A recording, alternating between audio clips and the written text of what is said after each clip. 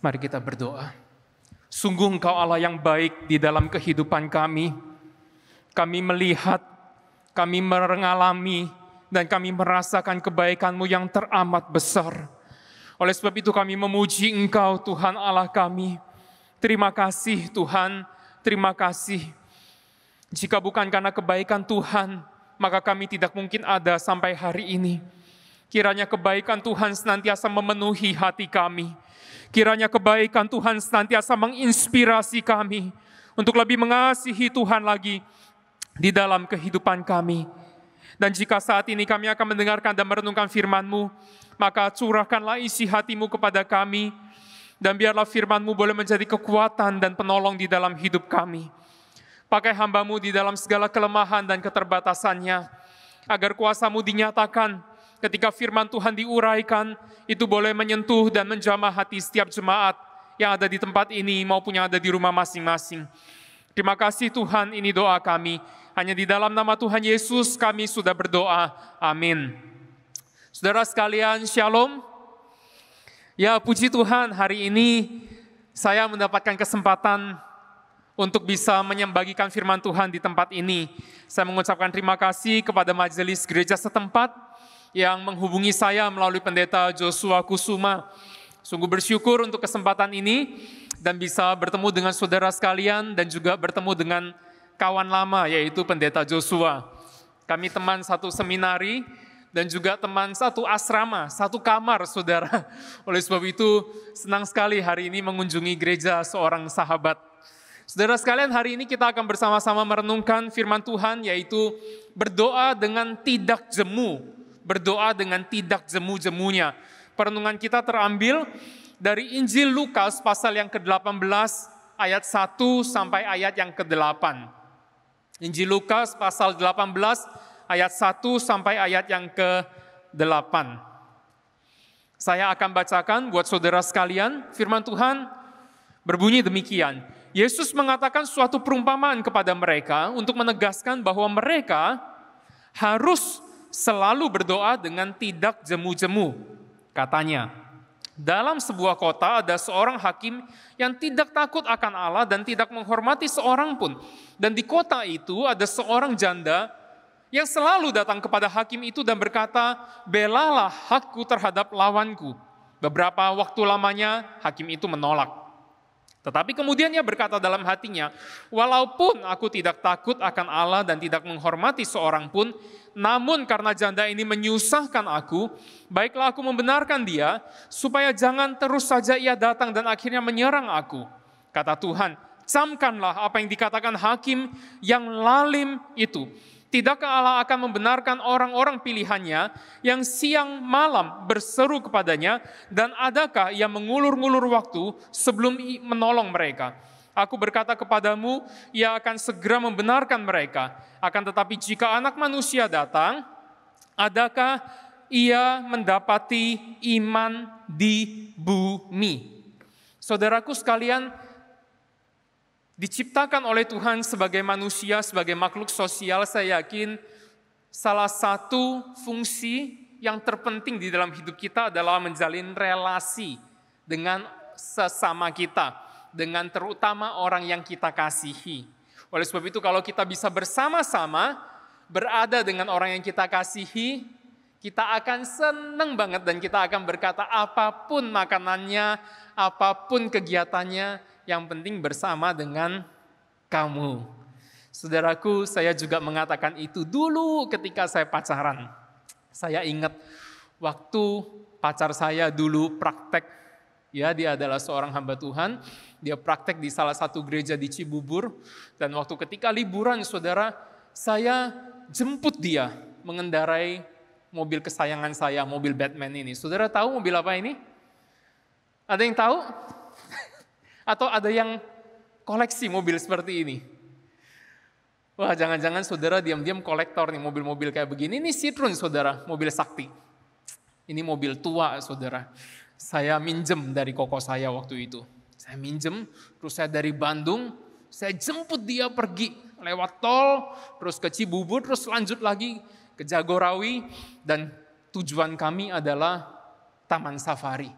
Nah saudaraku, singkat cerita kami berdua naik mobil ini dan tancap gas saya dengan semangat muda, bawa kekasih saya tancap gas, ngeng. Dan akhirnya tibalah saya di depan pintu gerbang Taman Safari. Persis ini yang saya lihat. Pas saya lihat pemandangan ini saudara, pada saat yang bersamaan juga mobilnya mogok. Kurang ajar mobilnya. Mogok saudara, mati di situ. Waduh, kacau deh, saya pikir gila banget. Udah hampir sampai mogok lagi. Untung ini tanjakan gitu kan, agak tanjakan kan mau masuk situ. Saya bisa adrat, cepet-cepet saya adrat dan parkir di depan Indomaret. Dan tidak lama kemudian mobilnya mulai turun saudara. Karena dia pakai mesin hidrolik, begitu mesinnya mati, suspensinya turun dan mobilnya jadi nggak bisa bergerak, nggak bisa didorong. Oleh sebab itu begitu dia mogok, saya harus cepat-cepat mundurin. Saudara sekalian, bingung deh saya. Saya doa dalam hati, Tuhan gimana ya? Masa hari ini kencan tapi mobil mogok lagi. Gimana Tuhan? Lakukan sesuatu dong Tuhan. Tolong dong. Nyalain lagi mobilnya dong. Terus setelah beberapa saat saya coba starter lagi. Dan puji Tuhan saudara, nyala. Nah di saat itulah saya mulai bergumul. Saya mau lanjut masuk ke Taman Safari atau saya pulang. Antar dia balik ke Cibubur. Kalau saudara jadi saya masuk apa pulang? Yang bilang masuk siapa? Boleh angkat tangannya bilang masuk? Oh ya, ada satu, ada dua. Yang bilang pulang? Oke, kebanyakan pulang ya, beberapa pulang. Nah, saya sama seperti saudara yang bilang pulang, saya pulang. Alasannya simple, saya takut dia mogok lagi saudara. Pas mogoknya di kandang harimau. Kan gak lucu, gitu kan. Jadi mendingan udah deh gue pulang aja deh. Akhirnya saya bilang, ya udah kita pulang aja. Wah saudara, kencan hari itu batal. Dan saya dalam perjalanan pulang bisa merasakan apa yang Musa rasakan. Dia berjalan 40 tahun di padang gurun sampai di depannya Kanaan dia nggak masuk saudara tapi mati. Saya berjalan, saya nyetir dari Bandung jauh-jauh ke Cibubur terus ke puncak pas di depan pintu gerbang Taman Safari saya nggak masuk, saya pulang saudara. Tapi yang perlu saya katakan, hati saya tidak sedih. Hati saya tidak kecewa. Kenapa? Karena meskipun tidak bisa masuk Taman Safari, saya tetap bersama dengan orang yang saya kasihi. Saudaraku, kebersamaan dengan orang yang kita kasihi bukan tergantung dari apa yang kita lakukan atau kemana kita pergi, tetapi karena kita ada bersama dengan dia, maka kita merasa senang kalau kita mengasihi dia. Saya yakin saudara juga begitu kalau saudara mengasihi pasangan saudara atau mengasihi sahabat saudara. Mau makannya apa, mau pergi kemana, gak masalah. Yang penting kita bersama-sama dengan dia. Karena kebutuhan relasi itu, kehadiran dia sudah memenuhi kebutuhan relasi kita. Nah saudaraku, prinsip yang sama juga berlaku di dalam hubungan kita dengan Tuhan. Ketika kita bersama-sama dengan Tuhan, yang untuknya lah kita diciptakan, maka pada saat itu seharusnya kehadiran Tuhan itu memenuhi hati kita dan membuat kita menjadi puas. Pada saat kita datang kepada Tuhan berdoa, kegiatan atau tindakan doa itu sendiri seharusnya sudah menjadi sesuatu yang memenuhi dan memuaskan hati kita dan membuat kita bergairah di dalam doa, karena pada saat berdoa kita ada bersama-sama dengan Tuhan. Permasalahannya kenapa hari ini banyak orang bosan berdoa? Mengapa hari ini banyak orang di dalam doa tidak memiliki iman dan bahkan putus asa dan tidak mau berdoa lagi? Jawabnya karena fokus daripada doanya bukan pada relasi dengan Allah, tetapi pada sesuatu yang lain selain pada relasi dengan Allah itu. Selain itu, mungkin fokus daripada doanya adalah bicara soal permintaannya. Hari itu dia lagi nggak ada permintaan, maka dia nggak doa. Atau permintaannya sudah dikabulkan oleh Tuhan, maka dia merasa buat apa lagi aku berdoa, toh tujuanku udah tercapai. Atau mungkin doanya adalah satu doa yang formal, yang rutin, sehingga sesudah dia melakukan doa yang rutin, dia berhenti berdoa dan tidak lagi memiliki satu hubungan yang erat dengan Tuhan setiap waktu. Ya wajar saudara kalau Doanya adalah sebuah doa yang rutin, yang formal, dan ketika sesudah jadwal itu terpenuhi, dia berhenti berdoa. Doa seperti ini akan menjadi doa yang membosankan, doa yang membuat kita akhirnya tidak merasakan apa-apa di dalam doa, dan kita putus asa di dalam doa kita. Saudaraku sekalian, bukan itu kehendak Tuhan. Bukan itu maksud hati Tuhan. Tuhan ingin di dalam doa kita memiliki sebuah interaksi yang otentik dengan Tuhan. Doa itu bukan sebuah kegiatan yang rutin saja. Doa itu bukan sebuah kegiatan yang biasa kita lakukan atau formalitas, saudara. Tetapi doa adalah sebuah interaksi yang otentik dengan Allah, yang mencakup ratapan, yang mencakup pujian, yang mencakup pengakuan, dan mencakup permohonan kita kepada Tuhan. Dan di dalam semuanya itu, kita rindu agar kehadiran Tuhan itu nyata di dalam diri kita. Ini doa. Dan inilah yang kita pelajari dari perumpamaan hakim dengan janda, atau janda dengan hakim ini. Dikisahkan di dalam bagian ini, saudara, ada seorang janda datang memohon kepada hakim. Janda adalah seorang yang suaminya sudah meninggal dan dia tidak punya anak. Dia datang kepada Tuhan. Kalau dia punya anak, mungkin anaknya akan membantu dia di tempat ini, tapi dia nggak punya anak, dia nggak punya siapa-siapa. Dia datang kepada Tuhan, kepada hakim, dan memohon kepada hakim agar perkaranya dibela. Dia punya masalah, dia punya sebuah perkara. Ada orang yang mempersulit hidupnya. Oleh sebab itu dia datang kepada sang hakim dan berkata, please tolong aku.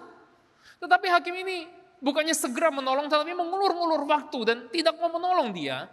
Karena dikatakan di tempat ini, hakim itu adalah hakim yang lalim. Hakim itu adalah hakim yang tidak takut Tuhan dan tidak mengasihi sesama. Oleh sebab itu dia sengaja mengulur-ulur waktu. Tetapi meskipun demikian, si janda itu terus memohon, please hakim, please tolong aku. Tolong bela perkaraku. Dia terus datang setiap hari.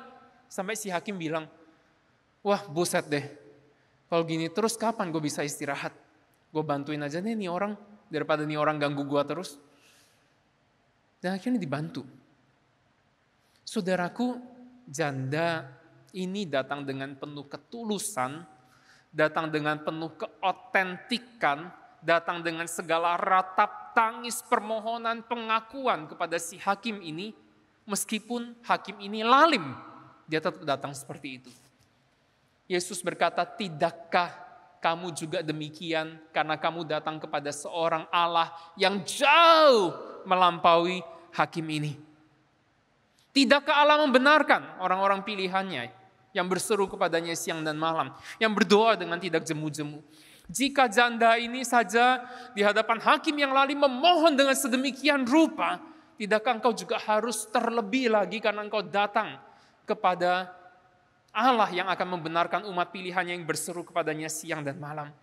Saudaraku sekalian, sayangnya hari ini di hadapan Tuhan yang siap membela perkara kita, kita tidak datang seperti si janda ini. Kepada Allah yang siap membela perkara kita, kita tidak menunjukkan kesungguhan daripada atau seperti kesungguhan yang ditunjukkan oleh janda yang datang ke hadapan hakim yang lalim. Bukankah itu lucu? Bukankah itu aneh? Harusnya kalau kita datang kepada Tuhan yang Maha Kasih, bukankah kita lebih sungguh lagi karena Dia mengasihi kita? Kalau kita datang ke hadapan hakim, Tuhan yang akan menolong kita, bukankah harusnya kita datang dengan lebih bersemangat, lebih berantusias karena Dia siap menolong kita?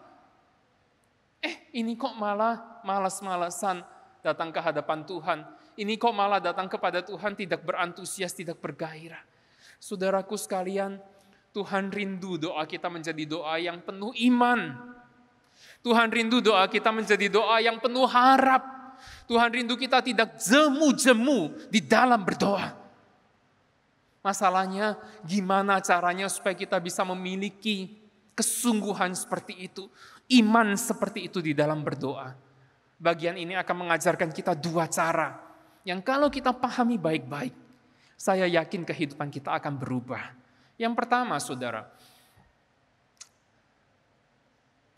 doa yang penuh iman terjadi ketika kita menghayati status kita di hadapan Tuhan. Saya mau ulangi sekali lagi, ini sangat penting. Doa yang penuh iman terjadi Ketika, apa saudara? Kita menghayati status kita di hadapan Tuhan. Ketika kita menghayati siapa kita ini di hadapan Tuhan, doa yang penuh iman itu akan terjadi. Ayat ke-7 berkata, tidakkah Allah akan membenarkan orang-orang pilihannya? Siapa kita di hadapan Tuhan? Firman Tuhan Yesus mengatakan kita adalah orang pilihannya. Siapa saudara, siapa saya di hadapan Tuhan? Tuhan Yesus katakan saya dan saudara, kita adalah orang pilihannya. Saudaraku, kita ini orang pilihannya. Apa artinya orang pilihan? Orang pilihan adalah orang yang telah dipilih Allah sejak sebelum dunia dijadikan di dalam kekekalan. Lalu yang kepada mereka Allah mengutus putranya yang tunggal supaya menebus mereka dan mengangkat mereka, menerima mereka menjadi anaknya, menjadi kepunyaannya sendiri, menjadi yang dikasihinya. Itulah umat pilihan. Jadi umat pilihan tidak lain tidak bukan adalah anak Allah. Orang pilihan tidak lain tidak bukan adalah orang-orang yang paling Tuhan kasihi, paling Tuhan cintai, yang kepada mereka Tuhan memberikan nyawa mereka, nyawa Tuhan, supaya mereka ini menjadi milik Tuhan, menjadi anak Tuhan. Inilah orang pilihan. Jadi kalau kita tahu bahwa kita adalah anak Allah yang disayang banget sama Tuhan, saudara-saudara, kita pasti datang kepada Tuhan yang sayang sama kita. Kita pasti gak bosen-bosen datang kepada Tuhan yang sayang sama kita. Karena kita tahu Dia sayang sama kita. Dan kita juga mau sayang sama Dia. Maka kita datang kepadanya di dalam doa kita. Tetapi permasalahannya, kenapa banyak orang Kristen tahu bahwa kita atau dirinya adalah anak Tuhan, tetapi doanya juga tidak bergairah. Doanya jemu, putus asa. Kenapa? Jawabnya adalah karena dia tidak menghayati. Oleh sebab itu saya katakan doa yang penuh iman terjadi ketika kita menghayati, saudara. Apa artinya menghayati? Merenungkan, mengatakan aku ini anak Tuhan. Dia ini Bapakku, dia ini Papa buat aku. Dia adalah ayah buat aku. Karena dia ayah, dia Papa, dan dia sayang aku mau datang. Aku ini anaknya kok. Nah, ketika penghayatan itu terjadi, maka kita akan datang. Tapi kalau penghayatan itu tidak terjadi, kita tidak datang. Jadi pertanyaannya, kalau seseorang Kristen tidak berdoa, pertanyaannya bukan kenapa dia nggak berdoa, tetapi pertanyaannya adalah apakah dia menghayati statusnya sebagai anak Allah, anak Tuhan, atau enggak? Atau lebih jelas lagi saya tanya, apakah dia itu nganggep Tuhan papanya apa enggak? Dia itu nganggep Bapa di surga, Tuhan Allah itu papanya atau bukan?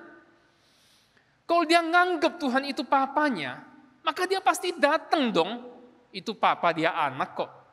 Tapi kalau dia nggak nganggep Tuhan itu adalah papa, dia juga nggak merasa dia itu anak, ya dia nggak datang. Atau kalaupun dia datang, dia akan datang dengan sembarangan.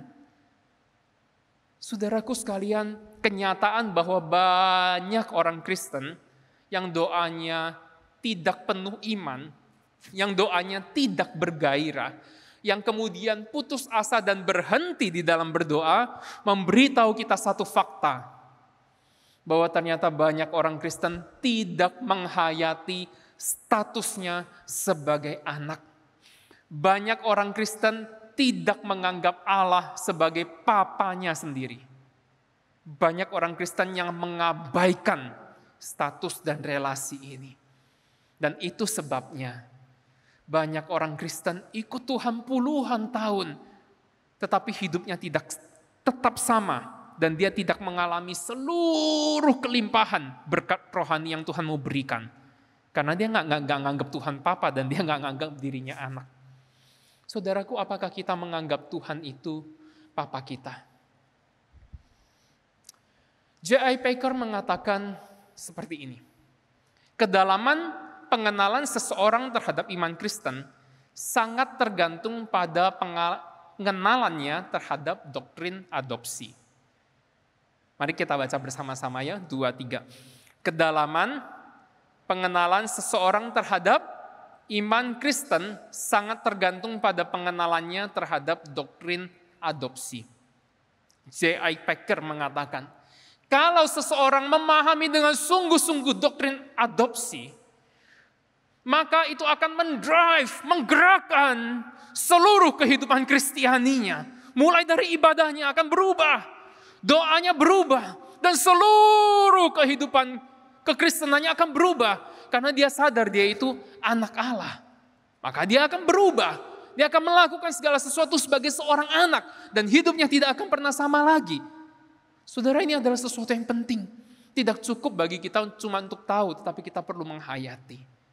Kalau kita penghayatannya nggak dalam, maka kehidupan rohani kita juga dangkal dan tawar, tidak terasa, tidak berasa. Saudaraku, mari kita hayati baik-baik bahwa kita adalah anak Allah.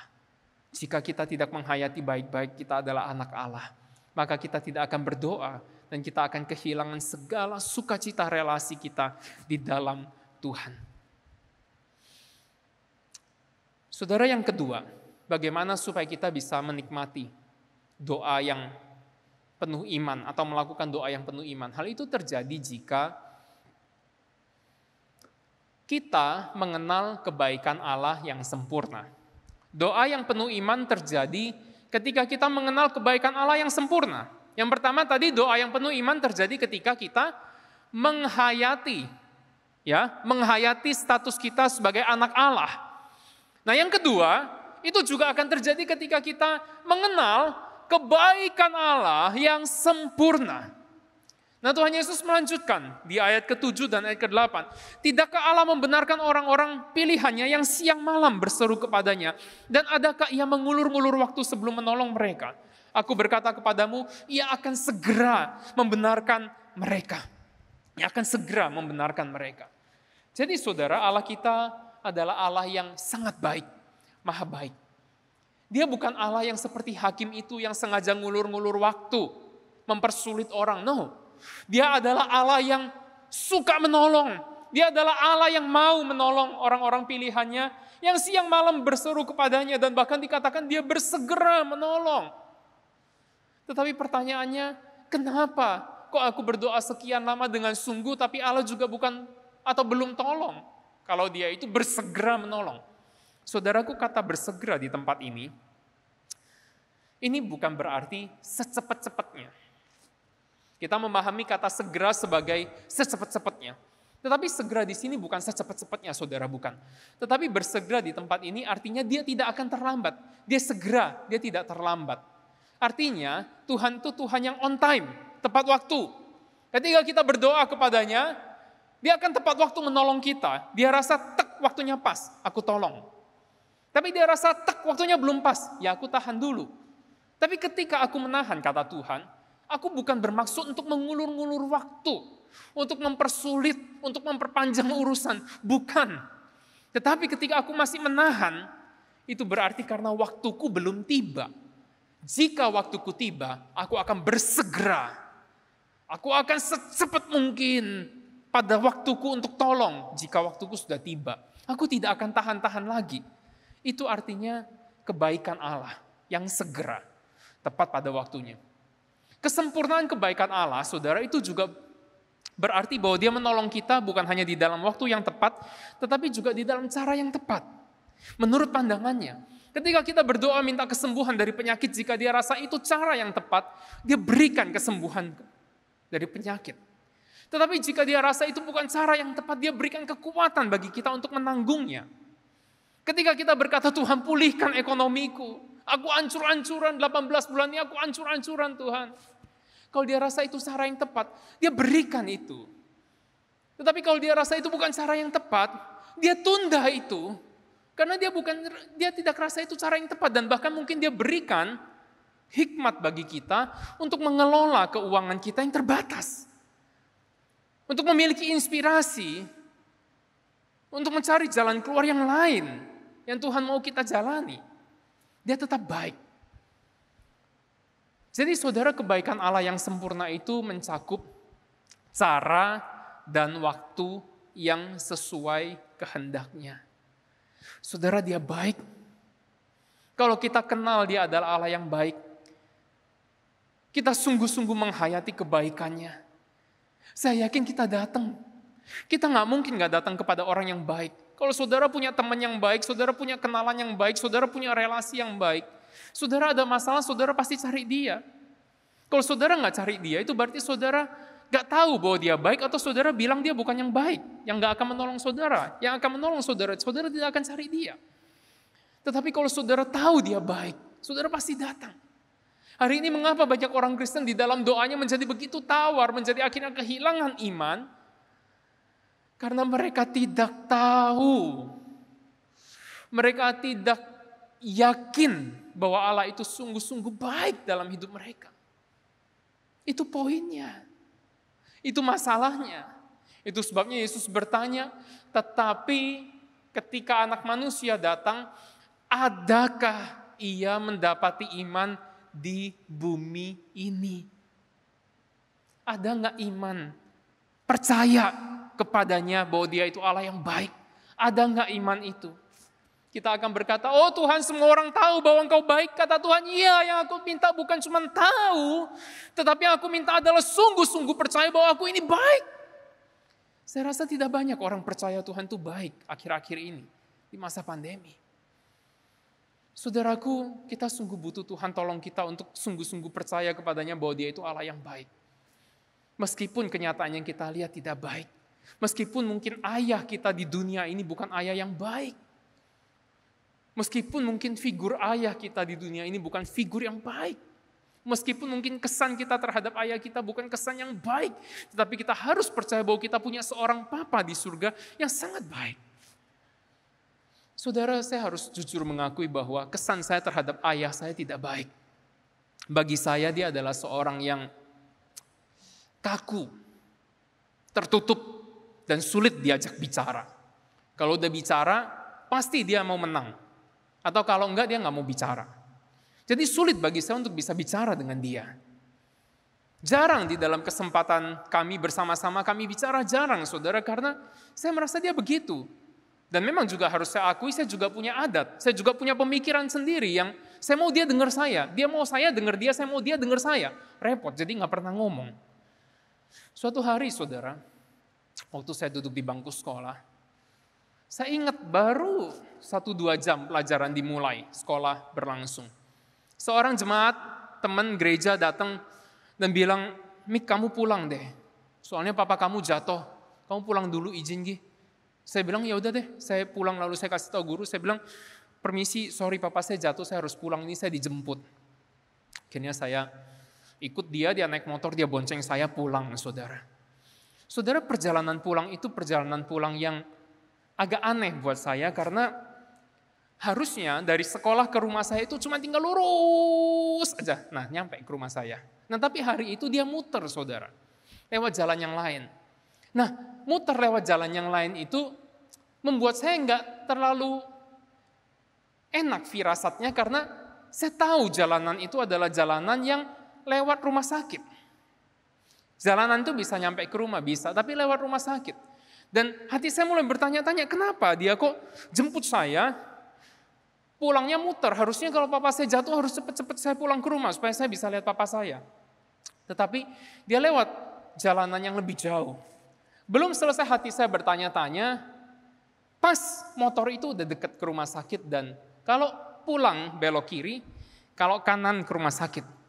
Dia belok masuk ke rumah sakit.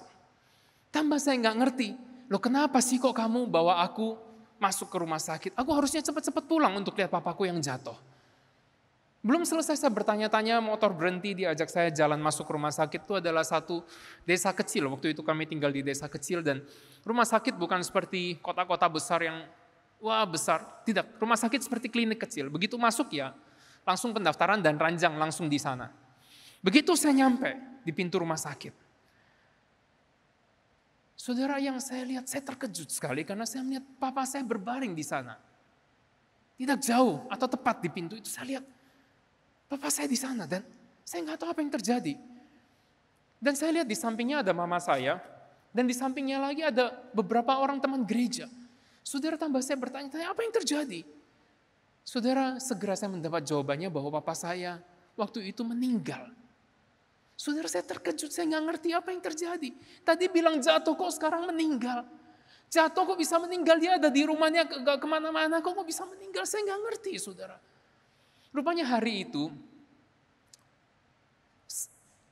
papa saya mengalami serangan jantung. Dan karena kami nggak ada seorang pun yang di rumah, mama juga pergi, ada aktivitas di luar. Nggak ada yang menolong dia, dan cukup lama dia seorang diri terjatuh di rumah. Dan akhirnya ditemukan dalam kondisi sudah meninggal dan dibawa ke rumah sakit.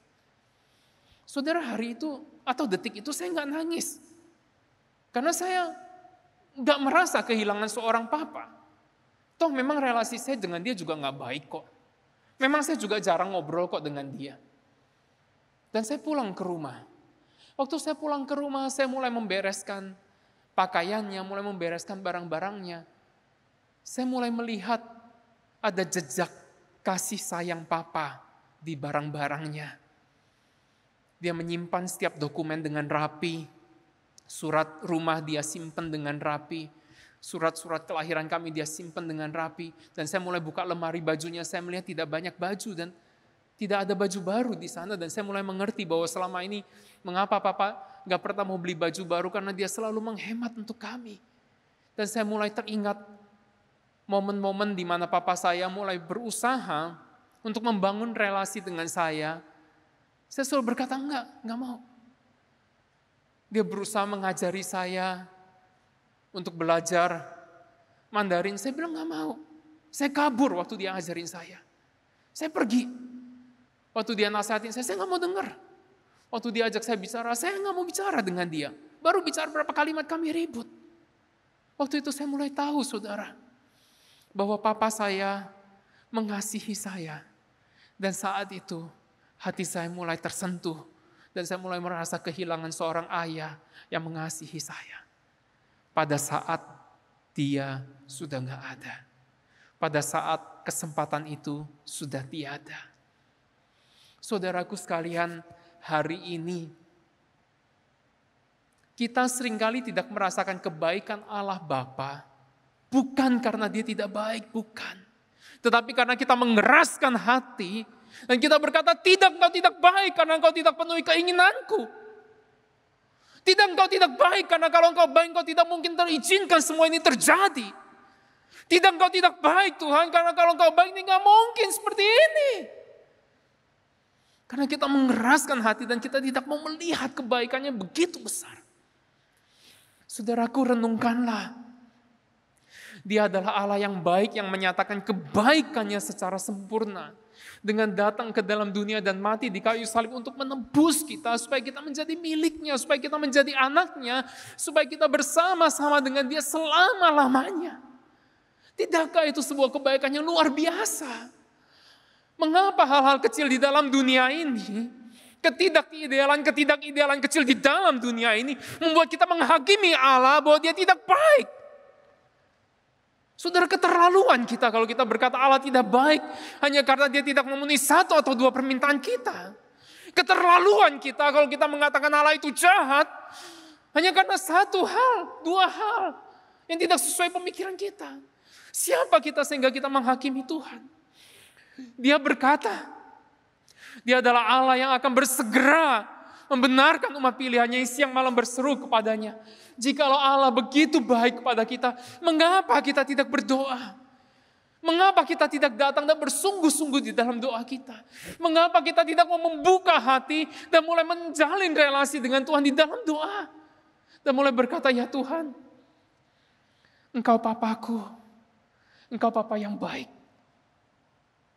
yang mengasihi aku. Tolong aku untuk mengerti kasih-Mu. Tolong aku untuk mengerti kebaikan-Mu. Saudaraku, sungguh kita butuh mengubah cara pandang kita tentang Tuhan. Jikalau selama ini kita menganggap dia tidak baik, atau dia tidak terlibat di dalam hidup kita, dia jauh dari kita, sungguh kita perlu mengubah itu. Sesungguhnya kita adalah seperti seorang anak yang tidak mengerti akan kebaikan Bapa, yang hanya menghakimi dia karena apa yang kita alami. Saudaraku sekalian, pagi hari ini, mari kita sungguh-sungguh datang kembali ke hadapan Tuhan. Saya tidak tahu bagaimana dengan kondisi kerohanian saudara sekalian. Adakah saudara begitu dingin dengan Tuhan? Adakah saudara sudah tidak lagi merasakan kebaikan Tuhan di dalam hati saudara? Adakah saudara datang beribadah dan berdoa hanya sekedar formalitas saja? Adakah saudara merasa doa nggak doa sama aja kok, nggak ada bedanya kok? Kalau saudara merasa seperti itu, hari ini, saat ini, datanglah kepada Tuhan, bertobatlah. Minta Tuhan yang menjamah melembutkan hati kita dan memulihkan relasi kita dengannya. Allah rindu menolong kita. Allah sangat rindu terlibat lebih jauh dengan kehidupan kita. Maukah kita buka hati lebih lebar lagi, dan biarkan Dia terlibat lebih jauh lagi dengan hidup kita, supaya kita mengalami relasi yang intim itu, mengalami sukacita itu, mengalami kegairahan itu. Saudara, jangan tunggu lebih lama lagi. Saat ini buatlah komitmen itu di hadapan Tuhan, dan biarlah kehidupan doa kita tidak pernah lagi sama, dan hubungan kita dengan Tuhan tidak pernah lagi sama. Kehidupan kita, kerohanian kita dipulihkan di hadapan Tuhan. Mari kita datang ke hadapan Tuhan. Kita renungkan firman Tuhan. Kita ambil waktu sejenak untuk merenungkan firman Tuhan. Saya minta pianis boleh mengiringi lagu Tetap Setia. Mari saudara, kita minta Tuhan mengintrospeksi hati kita, mengintrospeksi diri kita. Jika ada sikap hati yang tidak berkenan kepada Tuhan, minta Tuhan ampuni kita. Jika janda yang datang ke hadapan hakim aja begitu bersungguh-sungguh, padahal hakim itu gak benar. Bukankah seharusnya kita lebih sungguh-sungguh datang ke hadapan Allah yang benar, yang mengasihi kita, yang menganggap kita adalah anaknya.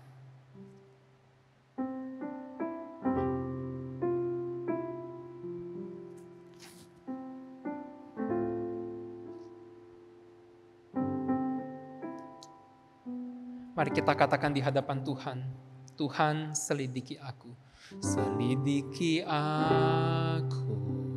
Lihat hatiku Tuhan, lihat hatiku. Apakah ku sungguh mengasihimu, Yesus, Kau yang Maha Tahu dan menilai hidupku, tak ada yang tersembunyi bagi. Katakan sekali lagi, selidiki aku Tuhan. Selidiki kami Tuhan, lihat hati kami. Apakah ku sungguh mengasihimu, Yesus, Kau yang Maha Tahu dan menilai hidupku, tak ada yang tersembunyi bagimu. Telah kulihat kebaikan-Mu yang tak pernah habis di hidupku. Ku berjuang sampai akhirnya Kau dapati aku tetap setia. Saudaraku sekalian, di hadapan Tuhan, jika engkau merasa Roh Kudus mengingatkanmu bahwa kerohanianmu sudah begitu dingin, sudah begitu tawar, relasimu dengan Tuhan sudah tidak lagi menggairahkan, doamu sudah begitu tidak lagi bermakna, maka saat ini jika saudara mau, mari kita berjuang bersama-sama. Ini bukan sesuatu yang bisa kita lakukan dengan kekuatan kita. Tetapi Yesus berkata dia utus Roh Kudus-Nya untuk mengingatkan kita, mengajarkan kita akan kebenaran. Kalau mau, mari kita berdoa bersama-sama. Kalau saudara rindu, saudara boleh mengamini doa saya. Tuhan, kami datang ke hadapan-Mu. Hamba secara khusus berdoa buat setiap jemaat-Mu di tempat ini. Tuhan yang tahu kondisi hati mereka masing-masing. Tuhan tahu kondisi kerohanian mereka. Engkau tahu seberapa jauh mereka daripada Engkau, ya Tuhan. Jika hari ini ada orang yang berkata, Tuhan, aku sudah jauh dan tolong aku, maka bersegeralah menolong dia. Kalau ada orang berkata, Tuhan, aku sudah tidak lagi menikmati doaku di hadapan-Mu, tolong aku kembali menikmati Engkau. Segeralah Tuhan, saat inilah jamah hati dia, supaya hatinya boleh kembali merasakan kehadiran Tuhan dan bergairah di dalam doanya. Tuhan, jika jemaat-Mu ada yang rindu untuk datang makin dekat Tuhan, makin kenal Tuhan, oh Tuhan, kiranya Engkau tolong mereka. Hadirlah segera Tuhan, jamah dan ubahkan mereka. Biarlah kehadiran Tuhan dapat mengubah mereka. Dan Tuhan yakinkan mereka bahwa bagaimanapun keadaan mereka, mereka adalah anak-anak-Mu yang kekasih. Engkau mengasihi mereka apapun keadaan mereka. Biar kasih-Mu menguatkan dan menginspirasi mereka. Terima kasih Tuhan. Berkati jemaat-Mu dengan sebuah kerinduan untuk berdoa. Ini doa kami. Di dalam nama Yesus kami berdoa. Mari katakan, telah kulihat kebaikan-Mu. Telah kulihat kebaikan-Mu yang tak pernah habis di hidupku. Ku berjuang sampai akhirnya Kau dapati aku tetap setia. Terima kasih Tuhan, di dalam nama Yesus kami berdoa. Amin. Tuhan Yesus memberkati kita semua.